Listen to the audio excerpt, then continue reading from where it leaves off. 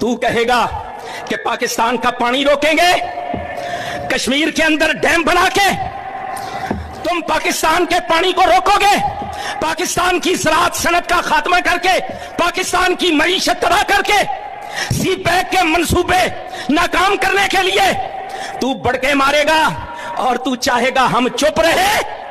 सुन, अगर तू पानी बंद करेगा इंशाअल्लाह हम तेरी सांस बंद करेंगे, इन दरियाओं में फिर खून बहेगा।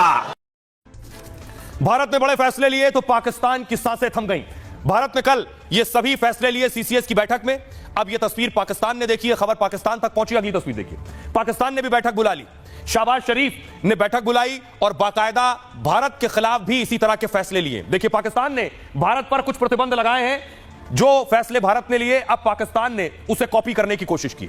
पाकिस्तान की पहली कीदड़ भपकी, सिंधु नदी पाकिस्तान के लिए लाइफलाइन जैसी है। यानी भारत ने जो सिंधु जल समझौता स्थगित किया है, पाकिस्तान कह रहा है वो लाइफलाइन है, अंतरराष्ट्रीय संधि भारत अकेले नहीं तोड़ सकता है। वो कह रहा है सिंधु नदी का पानी रोकना जंग के ऐलान जैसा है, हम सभी क्षेत्रों में भारत को मजबूती से जवाब देंगे।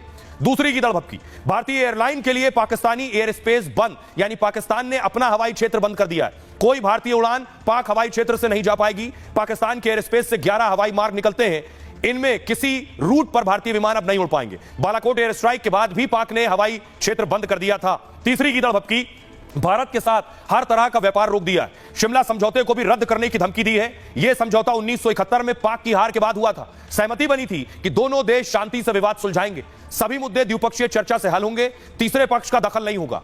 चौथी कीदड़ भपकी, बाघा बॉर्डर को तुरंत बंद करने का ऐलान किया है। पाकिस्तान में सभी भारतीयों का वीजा रद्द किया है। 48 घंटे में भारतीयों को पाकिस्तान छोड़ने का आदेश है। पांचवी कीदड़ भपकी, पाक में भारतीय उच्चायोग की संख्या घटा दी है। पाक में 30 भारतीय उच्चायोग और स्टाफ कम कर दिया गया, बाकी भारतीय स्टाफ 30 अप्रैल तक पाकिस्तान छोड़ दे। यह पाकिस्तान की कीदड़ भपकी है। अब देखिए, इसके बाद पाकिस्तान ने प्रेस कॉन्फ्रेंस की है, सुनिए क्या कह रहा है। जो है ना, वो अपनी जो हमारी इंफॉर्मेशन है कि वो इस वक्त जो है एक ऑल आउट वॉर की जगह जो है पाकिस्तान के शहरों में जो है वो दहशतगर्दी की जो है पूरी तैयारी कर रहे हैं। और ये टिट फॉर टैट होगा। अगर हमारे शहरों में हमारे सिटीजन्स जो हैं वो महफूज ना हुए, अगर उन पर अटैक हुआ तो ये इंडिया के सिटीजन भी जो है महफूज नहीं रहेंगे। इस तरह की कोई यूनिलैटरल जो है एक्शन वो किसी भी कीमत पे नाकाबिल कबूल है।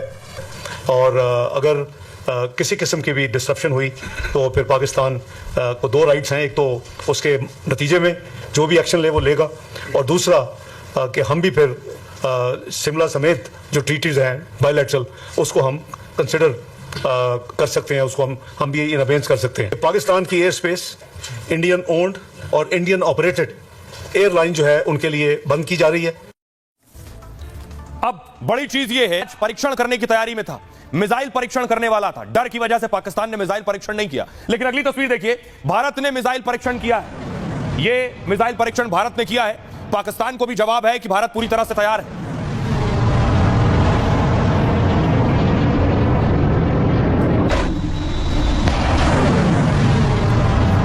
इस मिसाइल के बारे में मैं आपको बताऊं, इस स्थिति में जिस वक्त पाकिस्तान और भारत के बीच तनाव का स्तर यह है, तब यह हुआ। जिस समंदर में पाकिस्तान मिसाइल टेस्ट की तैयारी में था, उसी समंदर में भारत ने अपनी मिसाइल दाग दी। उसने डिस्ट्रॉयर यानी मिसाइल विध्वंसक का सफल परीक्षण किया है। अरब सागर में भारत ने यह परीक्षण युद्धपोत आईएनएस सूरत से किया। भारतीय नेवी ने सतह से हवा में मार करने वाली मिसाइल दागी। समंदर में तेजी से उड़ रहे टारगेट पर उसने सटीक हमला किया। स्वदेशी मिसाइल का यह परीक्षण पाकिस्तान को कड़ा पैगाम है। समुद्री सीमा पर हर हमले का जवाब देने में भारत सक्षम है। पाकिस्तान ने मिसाइल टेस्ट करने का ऐलान किया। 24-25 अप्रैल को कराची तट पर परीक्षण करने वाला। अरब सागर में कराची के पास नो फ्लाई जोन का ऐलान किया। दावा है कि पाक मिसाइल की रेंज 480 किलोमीटर। पाकिस्तान समंदर में अपनी तैयारी और ताकत दिखाना चाहता है। वो ये दिखाना चाहता है कि उसके पास मिसाइल ताकत है, लेकिन अरब सागर में जहां वो मिसाइल परीक्षण करने वाला है, भारत का युद्धपोत आईएनएस विक्रांत वहां पहले से मौजूद है। भारत का ये युद्धपोत मिग 29 लड़ाकू विमानों से लैस है, यानी समंदर में भारत की मिसाइल और विमान दोनों तैयार हैं। इसका डर पाकिस्तान को पहले से था। आइए आपको सुनाता हूं, सुनिए जरा डिफेंस एक्सपर्ट सैयद अता हसनैन क्या कह रहे हैं। बौखलाहट तो होगी उस देश में। उनको मालूम है कि ये बहुत बड़ा देश है, हमारी इकोनॉमी बहुत बड़ी है, $4 ट्रिलियन की इकोनॉमी है। अगर कल लड़ाई छिड़ी तो हमारा देश जो है उस लड़ाई के लिए स्टैमिना बहुत ज्यादा रखता है। पाकिस्तान की इकोनॉमी भी बड़ी कमजोर है और उस तरह का स्टैमिना नहीं है उनके पास, इंटरनेशनल सपोर्ट भी उनके पास नहीं है, तो बौखलाहट तो होगी वहां पर बहुत ज्यादा।